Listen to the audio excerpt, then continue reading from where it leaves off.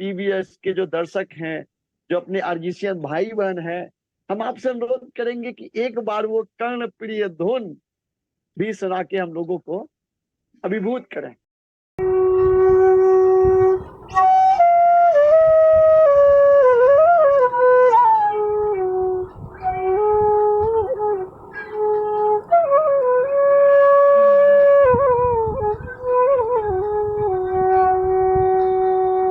अच्युतम केशवम कृष्ण दामोदरम राम नारायणम जानकी वल्लभम श्री कृष्ण गोविंद हरे मुरारी हे नाथ Narayan Vasudev. Vande Mataram. RGS PVH के दर्शकों को प्रफुल्ल पांडे का नमस्कार। आरजीएस पीवीएच के पॉजिटिव मीडिया डायलॉग में बांसुरी वादन के लिए और बांसुरी के बारे में आरजीसीएन भाई बहनों को नई नई जानकारियां देने के लिए कवि और आरजीएस पीवीएच के प्रवक्ता अशोक कुमार मलिक जी का स्वागत है। ढोल, मृदंग, माझा, मजीरा, नगारा, पखावाज, एक तारा और इसमें सबसे प्रिय बांसुरी श्री कृष्ण भगवान को अति प्रिय है। इसे बंसी, पेड़ू, वंशिका, मुरली आदि नामों से भी जाना जाता है। बांसुरी से निकलने वाला संगीत स्वर लहरी मन मस्तिष्क को शांति प्रदान करता है। जिस घर में बांसुरी रखी होती है वहां के लोगों में परस्पर प्रेम बना रहता है, सुख समृद्धि बनी रहती है। इसके लिए कई कथाएं मिलती है। पीवीएच आरजीएस पीवीएच के प्रवक्ता अशोक कुमार मलिक जी एक कवि ही नहीं, स्वतः सुखाए बांसुरी भी बजाते हैं। आज का विषय भी हमारा बांसुरी है। इसी के बारे में हम अशोक मलिक जी से जानना चाहेंगे। अशोक मलिक जी नमस्कार। हाँ, आपने बांसुरी कब सीखी और किन से सीखी? मेरी तरुणावस्था में मैं एक दिन देखा कि कोई बांसुरी वादक बड़ा मधुर स्वर में बांसुरी बजा रहा है। मैंने उससे कहा कि अगर तुम मुझे थोड़ा सा बेसिक बता दो तो मैं एक दो बांसुरी तुमसे लेना चाहता हूँ, मैं बहुत फैसिनेट हुआ हूँ। तो उन्होंने मुझे 7 स्वरों का ज्ञान दे दिया वहीं पर, और उसी के आधार पर मैंने ये स्वयं ही बांसुरी सीखी। जी, बांसुरी सीखने में कितना वक्त लग जाता है? स्वर आने निकालने में और धुन निकालने में एक दो महीने लगते हैं, लेकिन इसकी साधना जीवन पर्यंत चलती है, क्योंकि संगीत अगाध है। और अगर कहीं अनाहत नाद के आसपास पहुंचने की शुभ आकांक्षा है आत्मा में, तो वो जीवन पर्यंत तो चलता ही है, और जीवन के बाद भी, क्योंकि अनादि अनंत हैं भगवान और आत्मा भी। आप चूंकि हमने आपका बांसुरी वादन सुना जो कि बहुत ही कर्णप्रिय, बहुत ही अच्छा था, तो और भी वाद्य यंत्र हैं, आपने बांसुरी को ही क्यों चुना? मैंने एक दफा सितार में थोड़ा करके राग वसंत बजाया था, बहुत रफ, लेकिन मैंने पाया कि बहुत कम्बरसम है, बहुत सुंदर साज है, प्राचीन वीणा से ही निकला है, लेकिन उसको आपको बहुत कहीं इधर उधर, बांसुरी सबसे सहज मधुर और हमारे श्री कृष्ण आराध्य का, श्री कृष्ण का मन पसंद और आत्मा को विभोर करने वाला इसका स्वर है। तो मैंने बांसुरी में विशेष इधर झुका मैं। जी जी जी। संगीत जब हम सुनते हैं तो हमारे जीवन में मधुरता आ जाती है। तो आपकी दृष्टि में संगीत का जीवन में क्या महत्व है? असल में जितना भी हमारे जीवन में क्रियाकलाप होते हैं, जो भी है अल्टीमेटली हम जीवनानंद में ही उसकी आहुति होती है। अगर वो जीवनानंद को, जो कि मौलिक है जीवन के उद्भव के साथ ही, जिस पर वरद हस्त है सृष्टिकर्ता का, अगर हम उस जीवनानंद को ही नहीं और उसको उमंग में, तरंग में लाएंगे तो सारे क्रियाकलाप व्यर्थ हो जाते हैं। और वो सात्विक होने से होता है। और संगीत हमको एक इंट्यूटिवली हमको जो है बहुत अच्छा जीवन व्यतीत करने में एक तरह का आंतरिक रोशनी देता है। तो संगीत का महत्व चरमतम है।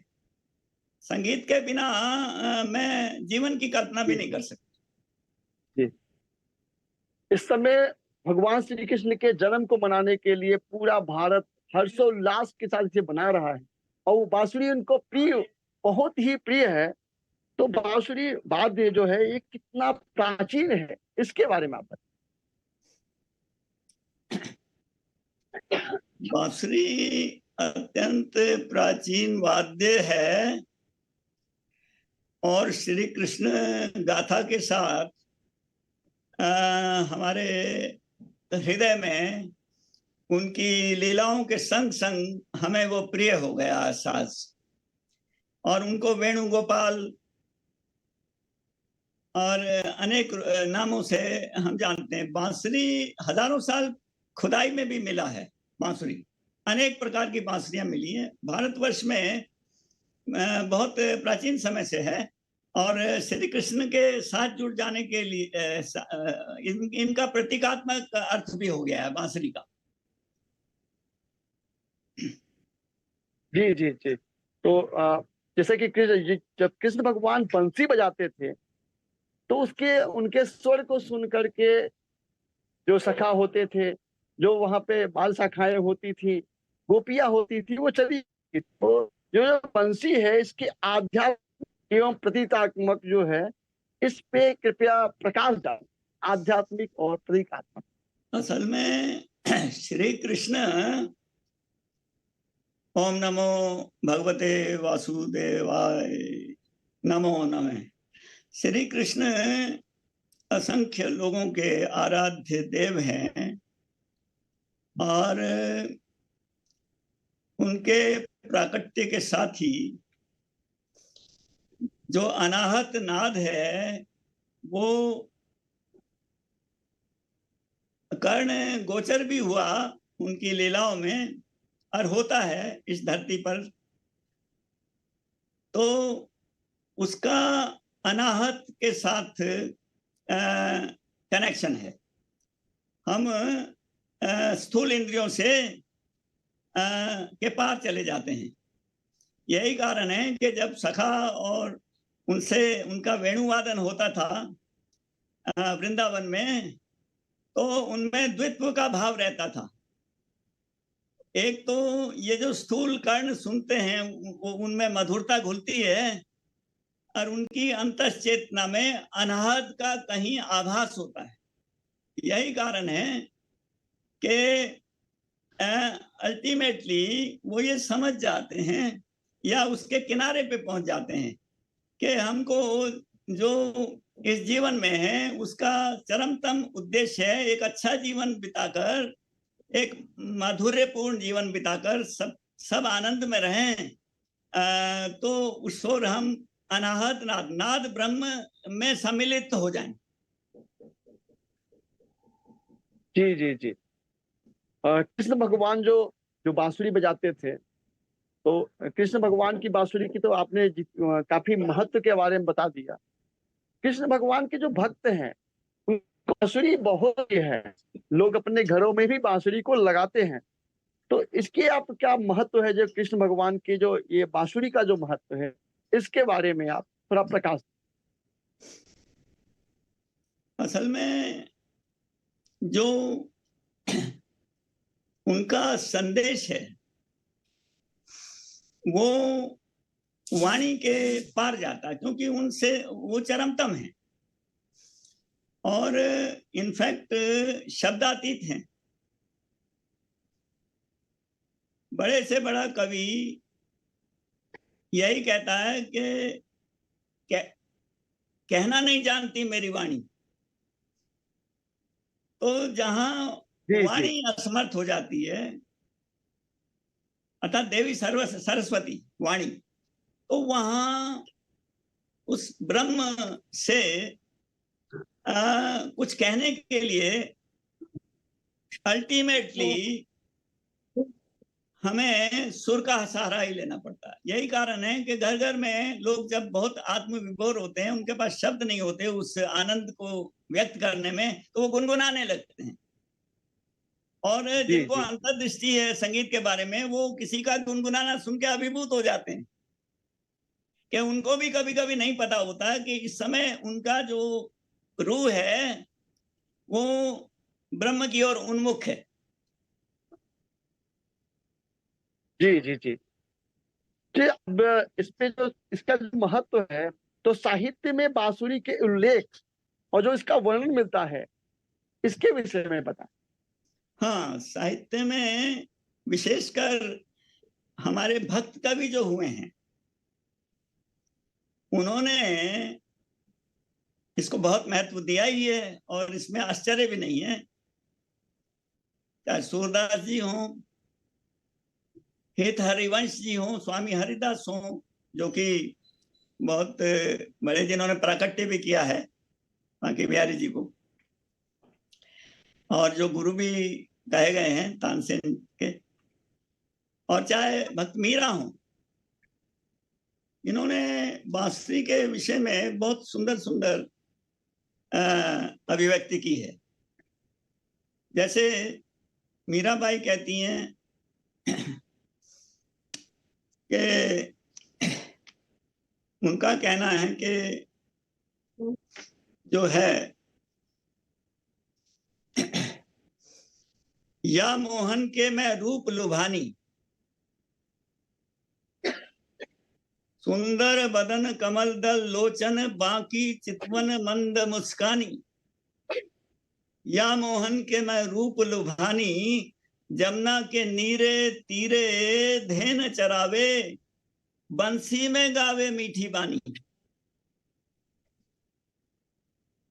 तन मन धन गिरधर पर वारूं, चरण कवल मीरा लपटानी। या मोहन के मैं रूप लुभानी, जमुना के तीरे धेनु चरावे, बंसी में गावे मीठी बानी।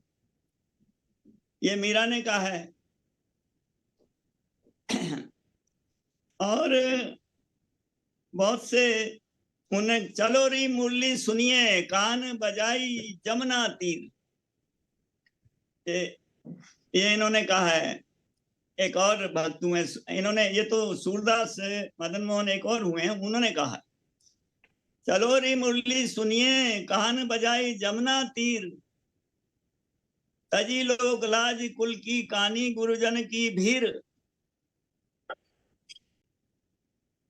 सूरदास मदन मोहन जानत हो पर पीर, चलो री मुरली सुनिए, कान बजाई जमुना तीर। तो जब भागवत के दशम स्कंद में मुरली का बहुत सुंदर वर्णन है, उसमें ना सिर्फ जीव जंतु वृंदावासिन को तो छोड़िए, बाकी अचर समस्त जगत मानो किसी अंतरकरण से उस नाद को सुनता है। इसमें बहुत कह सकते हैं एक रहस्यमयता लगेगी। और प्रतीकात्मक अर्थ में देखेंगे तो वो हमारे कॉन्शियसनेस की अभिव्यक्ति है, और हम उसको इस ढंग से कहना चाहते हैं कि नदी में भी भंवर पड़ गया है, वो आगे नहीं बढ़ रही। तो इस प्रकार से अनेक प्रकार से भागवत के दशम स्कंद में मुरली के प्रभाव का बड़ा सुंदर वर्णन हुआ है। जी जी जी। जैसे कि आपने काफी कुछ मुरली के बारे में बताया। आपने जब ये बांसुरी जो आपने शौक बसी सीखी है, स्वतः खाए से सीखी है, तो आपने जब बांसुरी वादक सुनना चालू किया तो बांसुरी वादकों में आप किसको ज्यादा सुनना पसंद करते हैं? नहीं, बांसुरी का जो है अनेक गुणीजन हुए हैं। पन्नालाल घोष, हरिप्रसाद चौरसिया और उनके अनेक शिष्य, और गुरुकुल की परंपरा में सिखाई जा रही है बांसुरी, और सीख रहे हैं देश विदेश में भी, क्योंकि श्री कृष्ण की साधना विश्वव्याप्त है और देश विदेश में बांसुरी से अभिभूत होने वालों की संख्या बहुत है। जी जी। और अनेक प्रकार की बांसुरी होती हैं, सबसे अच्छी मुझे तो बांस की ही बांसुरी लगती है। जी जी जी। जैसा कि आपने काफी कुछ प्रकाश डाला है और आपने एक धुन बजा करके भेजी भी थी जो हम लोगों ने सुनी थी, बहुत ही कर्णप्रिय थी, बहुत ही अच्छी, हमें बहुत मधुर लगी थी। तो हम अपने पीवीएस के जो दर्शक हैं, जो अपने आरजीसीएन भाई बहन हैं, हम आपसे अनुरोध करेंगे कि एक बार वो कर्णप्रिय धुन भी सुना के हम लोगों को अभिभूत करें। ये बांस की बांसुरी है। अब मेरे पास ये 20 साल हो गए इसको।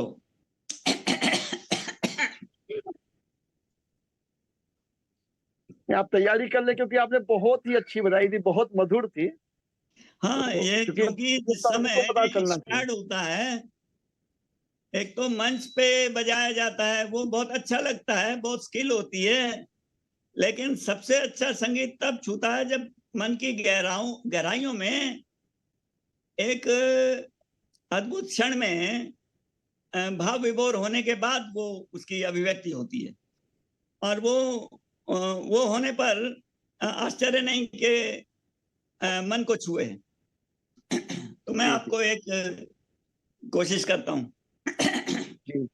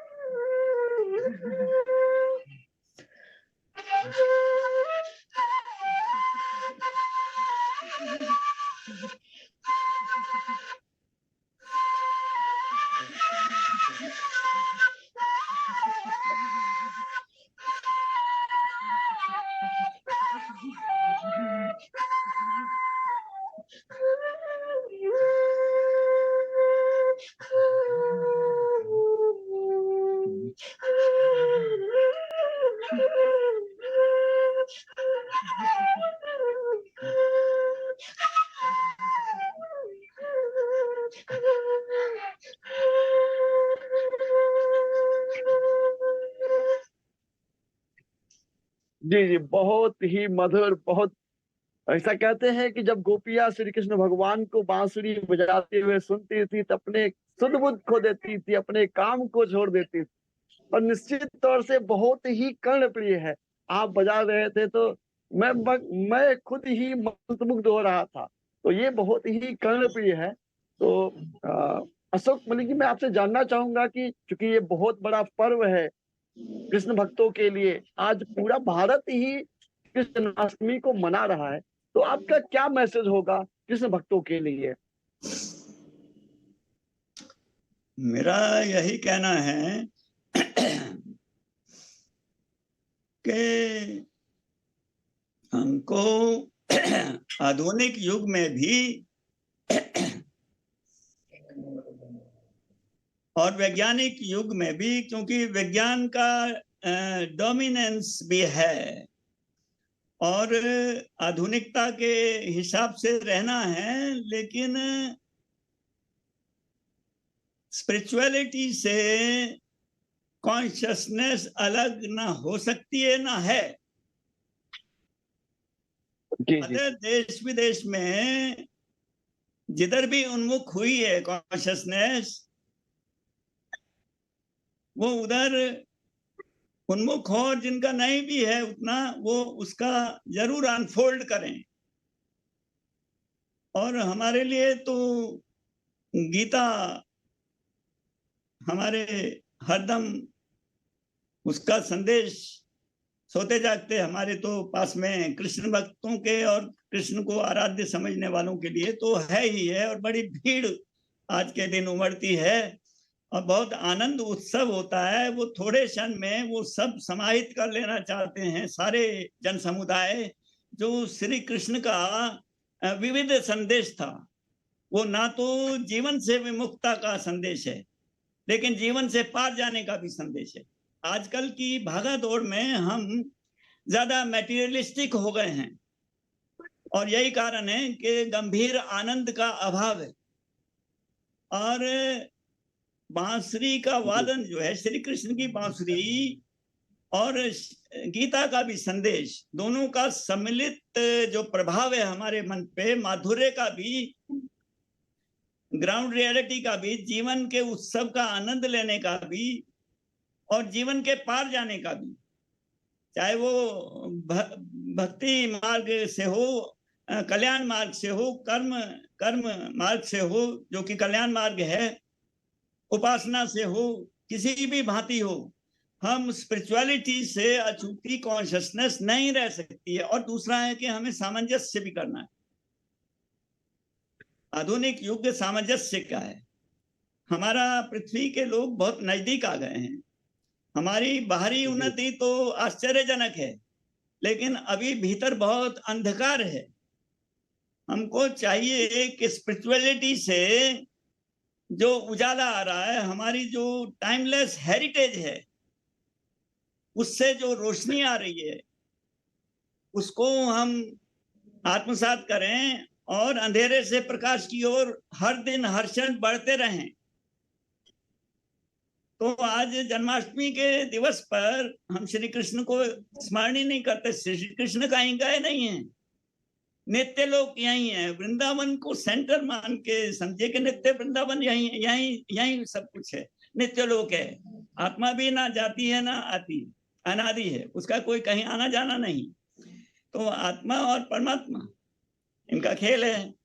और श्री कृष्ण चिरंतन है, अनादि है, अनंत है। उनकी लीलाएं भी हैं, वो लीलाएं के पार भी गए हुए हैं। और भ्रमर गीत में भी इसका बहुत सुंदर अभिव्यक्ति हुई है। गोपियों से तो उद्धव हार गए थे, लेकिन ये सब जी चीजें संश्लिष्ट रूप में हमारे मन में जब आती हैं तो हम जीवन में बहुत अच्छे तरीके से आगे बढ़ते हैं। Thank you very much. जी जी जी। से अभी गीता की पुस्तक जो होती है, ये गीता की पुस्तक है, और हम लोग चूंकि बहुत ही स्पिरिचुअल है, आपने बताया अभी, और हमारे घर में गीता की पुस्तक होती है। वैसे हम अर्जिशन भाई बहनों के लिए जो भी हम आज कर रहे हैं कार्य, सभी कार्य डॉक्यूमेंटेड हो रहे हैं। और ये पुस्तक, आप तो आरजेएस के प्रवक्ता भी हैं, ये पुस्तक हम जो आरजीसीएन भाई पास होती है, इसका मतलब होता है कि हम जो सकारात्मक सोच को लेके चल रहे हैं, एक ट्रू सोच है, ट्रू सोल के साथ भारत उदय के अभियान, राष्ट्र प्रथम अभियान, ऐसे जो अपने विश्व एक घर परिवार, ऐसे अभियान के साथ हम चल रहे हैं। तो हम जो हमारे आरजीसीएन भाई हैं, उनके पास जो एक पुस्तक होती है, तो जैसे गीता पुस्तक है तो हम ट्रू कृष्ण भक्त हैं, वैसे ही अगर ये पुस्तक हमारे पास होती है तो हम ट्रू आर्जिशियंस होते हैं। क्योंकि ये पुस्तक में जो भी कार्य हमारे किए जा रहे हैं, इतिहास बन रहा है, और वो सारी चीजें इसमें डॉक्यूमेंटेड होती हैं। जैसे गीता का महत्व है, वैसे हम आर्जिशियंस के लिए इस पुस्तक का महत्व है। और आपने काफी अच्छी चीजें हमें बताई, काफी ज्ञान दिया बांसुरी के बारे में। और हम आपको जानते हैं, आप प्रवक्ता भी हैं, कवि हैं, और काफी अच्छे हृदय आपका, सोल पे भी आपने कहा कि आंतरिक चीजों को जानना, उसे आंतरिक रूप से जब हम अपना विकास करते हैं, क्रमिक विकास करते हैं, तो बाहर से नहीं, आंतरिक से। तो इसलिए आपने जो भी चीजें बताई बहुत ही ज्ञानवर्धक थी। आपने जो बांसुरी बताई बहुत ही कर्णप्रिय थी।